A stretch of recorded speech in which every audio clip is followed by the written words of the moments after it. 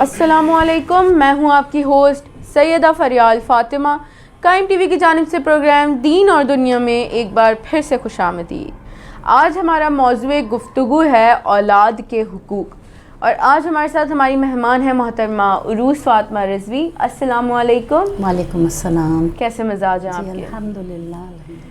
آج ہم جس حوالے سے گفتگو کریں گے وہ ہے اولاد کے حقوق۔ جیسے ہم نے پہلے گفتگو کی تھی والدین کے حقوق کے حوالے سے، تو جس طریقے سے اولاد پر والدین کے حقوق ہیں اسی طریقے سے والدین پر اولاد کے حقوق ہیں۔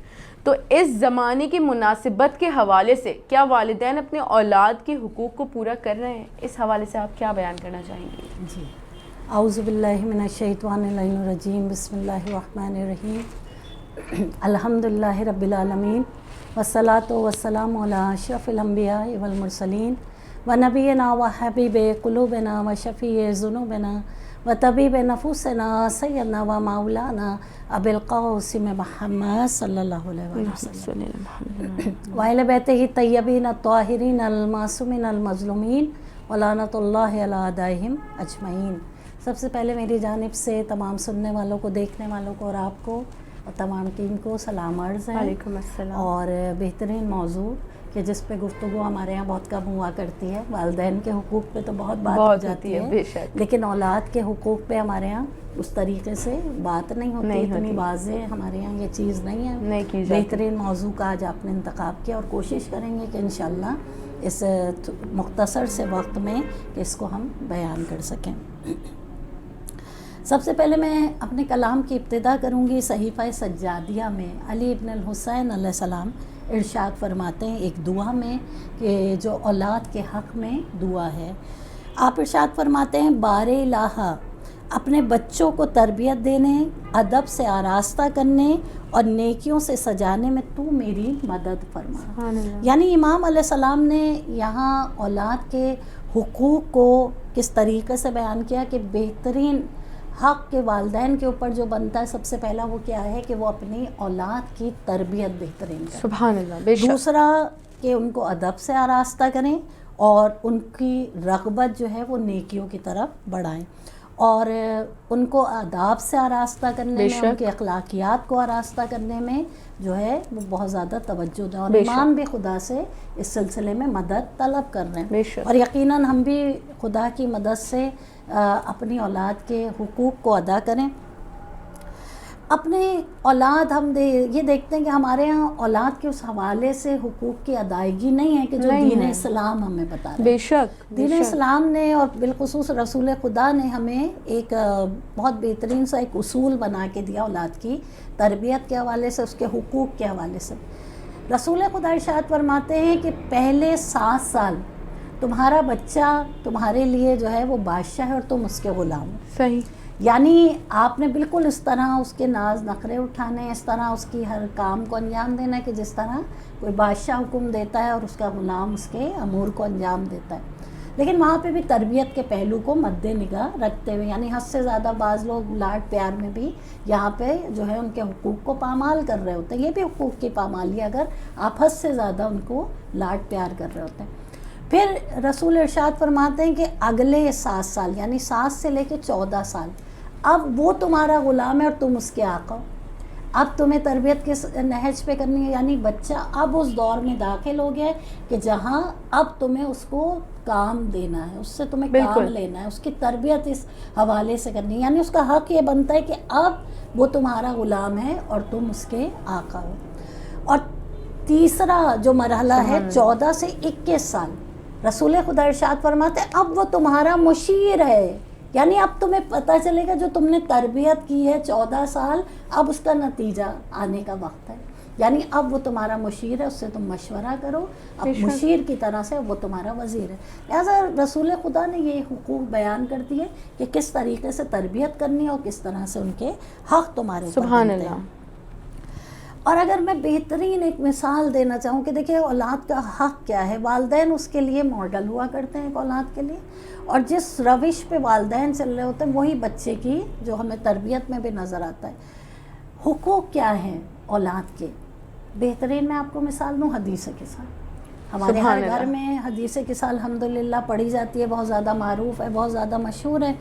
حدیث قصہ میں ہم دیکھتے ہیں کہ جب بھی بچہ جو گھر میں پہلا داخل ہوتا ہے، امام حسن مجتبی علیہ السلام جب گھر میں داخل ہوتے ہیں، ماں کو سلام کرتے ہیں، جناب سیدہ کو جب وہ سلام کرتے ہیں تو ماں اس طریقے سے جواب نہیں دیتی جس طرح ہم جواب دے رہے ہوتے ہیں۔ بالکل، جب ہمارا بچہ ہمیں سلام کرتا ہے تو ہمارے جواب دینے کا طریقہ بالکل مختلف ہوتا ہے، لیکن وہاں پتہ چل رہا ہے کہ اولاد کا حق کیا ہے، کہ اگر اولاد آپ کو سلام کر رہی تو جواب دینے کا حق کیا ہے، اے میری آنکھوں کے نور، سبحان اے اللہ، میرے میوہ دل، میرا بھی تمہارے اوپر سبحان سلام اللہ، ہے۔ سبحان یعنی اللہ، یہ تربیت بھی ہے اور یہ حق بھی بیان بے ہو رہا ہے۔ شک۔ جب دوسرا بچہ گھر میں داخل ہوتا ہے تو وہ بھی ماں کو سلام کرتا ہے، تو وہاں بھی ماں کس طریقے سے جواب دے رہی ہے، اے میری آنکھوں کی ٹھنڈک، اے میرے میوہ دل، میرا بھی سلام آپ کے اوپر سبحان ہے۔ اللہ، یعنی ہمیں یہاں سے پتہ چلتا ہے کہ ایک والدین کے اور بچے کے درمیان کس طرح کے معاملات ہونے چاہیے، کس طریقے کا سلوک ہونا چاہیے۔ ہمارے معاشرے میں کیا ہے کہ جب بچہ آ کے سلام کرتا ہے ہم بہت بے توجہی کے ساتھ اس کو جواب دیتے ہیں، اس طریقے سے جواب نہیں دیتے، اور جو بچہ بڑا ہوتا جاتا ہے شاید مائیں پھر کترانے لگتی ہیں۔ جب بچے قریب آتے ہیں تو بہت معذرت کے ساتھ یہ میں لفظ کہہ رہی ہوں، لیکن کیونکہ معاشرے میں ہم دیکھتے ہیں کہ وہ ہٹا رہی ہوتی ہیں بچے کو کہ اب تو بڑے ہو گئے، اب تو ہٹ جاؤ۔ نہیں، اسلام ہمیں کیا بتاتا ہے، بچہ جتنا بھی بڑا کیوں نہ ہو جائے، ہمیشہ کوشش کریں کہ اپنے بچے کی پیشانی کا بوسہ لیں۔ سبحان چاہے اللہ، آپ کا بچہ جوانی کی حدود میں داخل ہو جائے، چاہے شادی شدہ ہو جائے۔ ہمارے یہاں یہ ہوتا ہے کہ جب بچے بڑے ہو گئے تو اب کیا تعلق والدین کا، نہیں، محبت وہی ہونا چاہیے، حق یہی ہے۔ ان کے حقوق میں ہے کہ والدین ان سے چاہے وہ جتنی عمر کے بھی ہو جائیں، کہ جس طرح والدین کا حق بنتا ہے کہ والدین اگر بوڑھے ہو جاتے ہیں تو اولاد کا حق بنتا ہے، اسی طرح اولاد کا بھی حق یہ ہے کہ والدین اس کے ساتھ بالکل اسی طریقے سے پیش آئیں کہ جس طرح بچپن میں پیار و محبت سے پیش آ رہے ہوتے ہیں۔ اس کے علاوہ اگر ہم دیکھیں جو ہمیں پتہ چلتا ہے کہ حقوق اولاد میں رسول خدا ارشاد فرماتے کہ سب سے پہلا حق اولاد کا جو بنتا ہے وہ کیا ہے کہ والدین اس کا نام بہترین رکھیں۔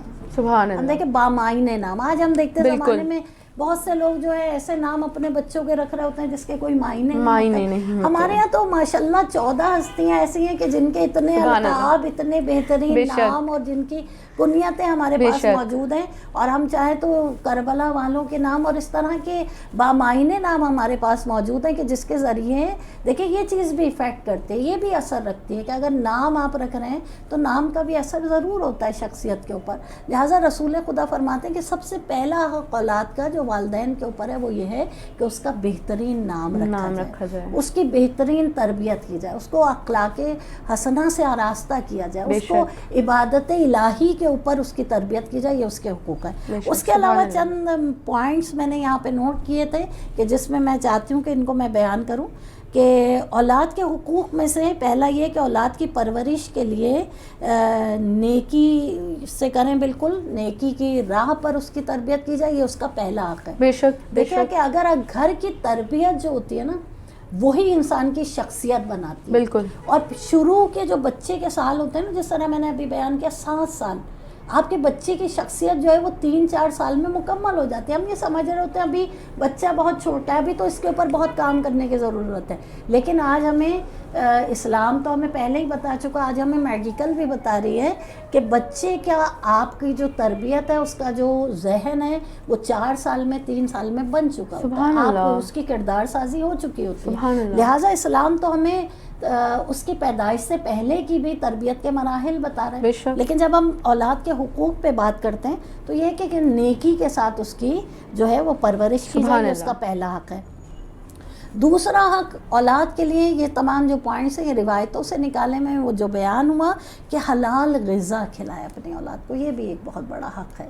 اگر ہم لقمہ حرام سے اپنی اولاد کو دور رکھتے ہیں تو انشاءاللہ کہ بہت بہترین نتائج ہم دیکھتے ہیں، اور اگر خدا نخواستہ لقمہ حرام اس کے دہن میں شکم میں جاتا ہے تو اس کے اثرات بھی بہت زیادہ ہیں۔ صحیح۔ آج ہم معاشرے میں جتنے فساد دیکھ رہے ہیں، معاشرے میں جتنی پستی دیکھ رہے ہیں، تو شاید اس کی ایک وجہ جو ہے وہ لقمہ حرام ہے کہ جس کی طرف توجہ نہیں والدین کی. لہٰذا حقوق اولاد میں ایک یہ بھی ہے کہ اپنی اولاد کو ہمیشہ حلال غذا کھلائیں, اس کو آداب کی تعلیم دیں, کیسے اٹھنا ہے, کیسے بیٹھنا ہے, بڑوں کے ساتھ کیا سلوک کرنا ہے, بچوں کے ساتھ کیا سلوک کرنا ہے, ایک معاشرے میں زندگی کیسے گزارنی ہے, پڑوسیوں کے حقوق کیا ہوتے ہیں, آپ کے رشتہ داروں کے حقوق کیا ہوتے ہیں. یہ تربیت آپ کے گھر سے, اور یہ اس کا حق بنتا ہے کہ آپ اس کی ان نہج کے اوپر تربیت کریں.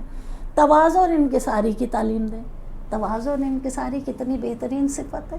یعنی خدا ہر انسان کو تواضع دیکھنا چاہتا ہے, خدا ہر انسان کو جو ہے منکسر المزاج دیکھنا چاہتا ہے. لیکن ہمارے یہاں بعض مرتبہ والدین کی تربیت بچوں کے اندر غرور پیدا کر دیتی ہے, تکبر پیدا کر دیتی ہے. بعض والدین اپنے بچوں کو بہت معذرت کے ساتھ اس طرح نہیں اٹھو, اس سے بات نہیں کرو, اس طرح نہیں بیٹھو, ایسے نہیں چلو, اس طرح کر کے اتنے بچوں کو ٹوک دیتے کہ ان کی یا تو شخصیت بگڑ جاتی ہے, احساس کمتری کا شکار ہو جاتی ہے, یا پھر بچے احساس برتری کا شکار ہو جاتے ہیں, یعنی تکبر کی طرف چلے جاتے ہیں. اب ایک حق اور جو بچوں کا بنتا ہے روایتوں کے حساب سے کہ نہ ہی خود کبھی جھوٹ بولے اور نہ بچوں کو بولنے دیں, بلکہ جھوٹ کے نقصان سے آگاہ کریں. یہ بھی حق ہے بچوں کا کہ آپ نہ ان کے سامنے کبھی جھوٹ بولیں اور بتائیں کہ جھوٹ کے نقصانات کتنے ہیں, کیونکہ جھوٹ خود ایک گناہ کبیرہ ہے. بے شک. لغویات سے بچائیں.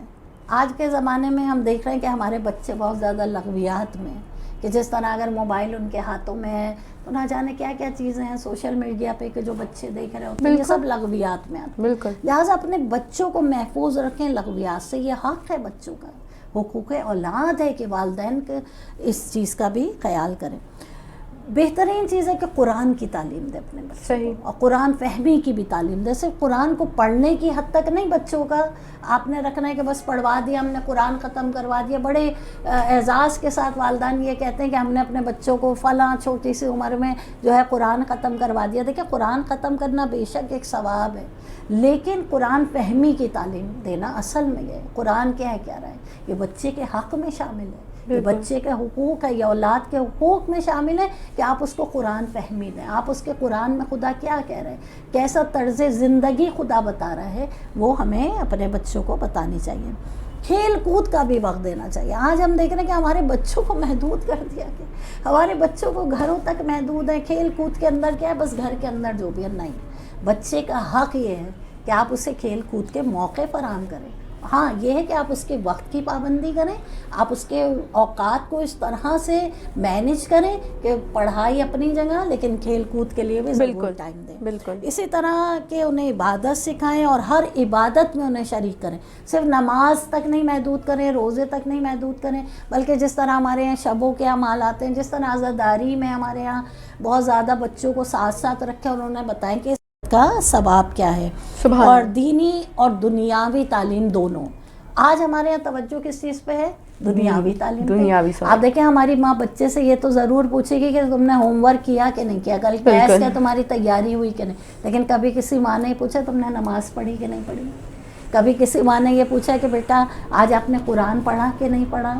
تو لہٰذا یہ بھی بچے کے حق میں شامل ہے کہ آپ اس کی تربیت اس طرح سے, اس انداز سے کریں کہ جہاں بچہ جو ہے دین اسلامی, فکر اسلامی اور انشاءاللہ کہ قرآنی رنگ میں رنگا ہوا ہو. یہ بچے کے حقوق ہیں کہ جو ہمیں نظر آتے ہیں.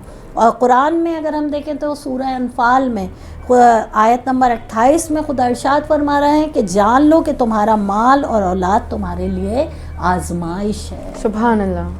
لہٰذا یہ آزمائش یا تو آپ کو پال لگوا دے گی یا خدا نخواستہ آپ کو پھنسوا دے گی. لہٰذا اسی لیے کہتے ہیں کہ اپنے بچوں کی تربیت اور تعلیم اس نہج پہ کی جائے کہ بچہ جو ہے وہ اسلام سے, دین سے, قرآن سے نزدیک تر ہو, اور یہ اس کے حقوق میں شامل ہے. بے شک ان کی تربیت اور تعلیم اس لحاظ سے کی جائے کہ نہ صرف دنیاوی لحاظ سے کی جائے بلکہ دینی لحاظ سے بھی کی جائے. اور اگر کبھی سختی سے پیش آیا جائے تو پھر نرمی سے بھی پیش آیا جائے. بے شک بہت بہترین موضوع, اور آپ نے بہت خوبصورتی سے اس کو بیان کیا.